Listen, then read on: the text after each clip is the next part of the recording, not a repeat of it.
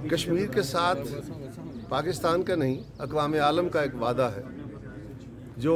UN के forum पे वादा किया गया था, जिसमें हिंदुस्तान के वज़ीर आज़म शामिल थे उस वादा करने वालों में। और आज यहाँ पे दुनिया के बहुत सारे इश्यूज़ के ऊपर अक़वाम मुत्तहिदा, अक़वाम आलम बहुत एग्रेसिव व्यू लेके भी उनको इम्प्लीमेंट करा लेती हैं। ये उनका एक पुराना वादा आज तक पेंडिंग है और उस वादे की इफ़ा ना होने की सूरत में कश्मीर के अंदर हिंदुस्तान की हुकूमत मुख्तलिफ़ अदवार में मुख्तलिफ़ हथकंडे इस्तेमाल करती रही है। वो जुल्म जबर के भी हैं, वो तशद्दुद के भी हैं, वो ह्यूमिलेशन के भी हैं और वो कानूनी कार्रवाइयाँ भी हैं जिसके ज़रिए वो किसी तरह भी कश्मीर की शनाख्त को और कश्मीरियों के जज्बे को वो चेंज करना चाहते हैं, दबाना चाहते हैं।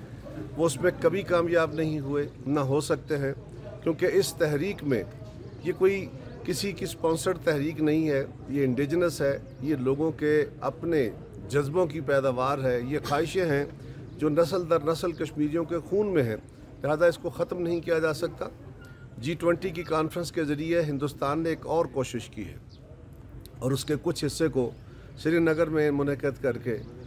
और उसके साथ वो चाहता यह है कि तासर ये दे कि आज वहाँ पे जो एक मकबूजा कश्मीर एक जेल के मानंद है और उसके उस हिस्से को मुकम्मल तौर पे फ़ौजी छावनी में बदल के वहाँ पे कॉन्फ्रेंस करके वो तासर ये देना चाहता है कि सब अमन अमान है और लोग रजिस्ट नहीं कर रहे हैं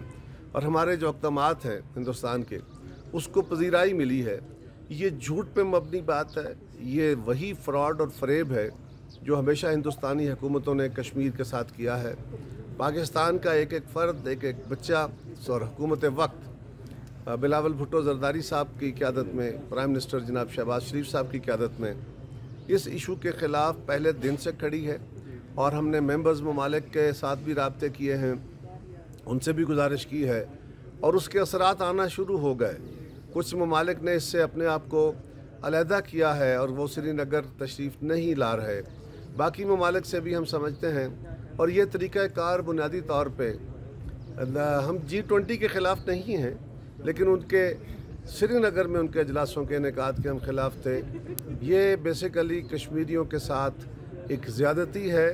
और ये अक़वाम आलम को ख्याल रखना चाहिए कि वो अपने वादे पूरे जल्द करें, बजाय इसके कि वो वादे पूरे करें वो हिंदुस्तान के इस तरह के जो मकासद और इरादे हैं उसमें उसको फैसिलिटेट न करें। और हमें यकीन है कि इंशाअल्लाह अक़वाम आलम को भी ये बात ज़रूर सुनाई देगी। पाकिस्तान पीपल्स पार्टी की तहरीक पे, आज़ाद कश्मीर की पीपल्स पार्टी की तहरीक पे चेयरमैन बिलावल भुट्टो ज़रदारी साहब आज भी वो वफूद से मिलेंगे और असम्बली से खिताब करेंगे। फिर वो यहाँ आएंगे तो यहाँ पे जलसा होगा जो जिसमें सारी जमातों को हम दावत दे रहे हैं, तमाम तबकात फ़िक्र को। और इसका मकसद यही है कि उस तरफ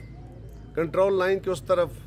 मोदी सरकार जो ड्रामा लगाना चाहती है, वो जो मकबूजा कश्मीर के लोगों के हौसले पस्त करना चाहती है, दुनिया को झूठ बोलना चाहती है, इस मंजरनामे को धुंधलाना चाहती है। यहाँ से खड़े होके हम हिंदुस्तान को बताएंगे कि कश्मीरियों का जज्बा आज़ादी न थमा है, न रुका है, न थका है और वो बिल्कुल कायम है और किसी सूरत में भी उनको मांद नहीं किया जा सकता, उस पर धुंध नहीं डाली जा सकती। वो दिन ब दिन जवान होगा, ये वहाँ उसका मोदी का ड्रामा होगा और यहाँ आज़ाद कश्मीर जो आज़ादी का बेस कैंप है, यहाँ से ये जद्दोजहद है, ये आज़ाद कश्मीर की जद्दोजहद मकबूजा कश्मीर के वासियों और दुनिया भर के जो ह्यूमन राइट्स वाले हैं, जो इंसानी बेहतर रवैयों के मालिक लोग हैं, इस सब को एक पैगाम देगी कि मसला कश्मीर ज़िंदा है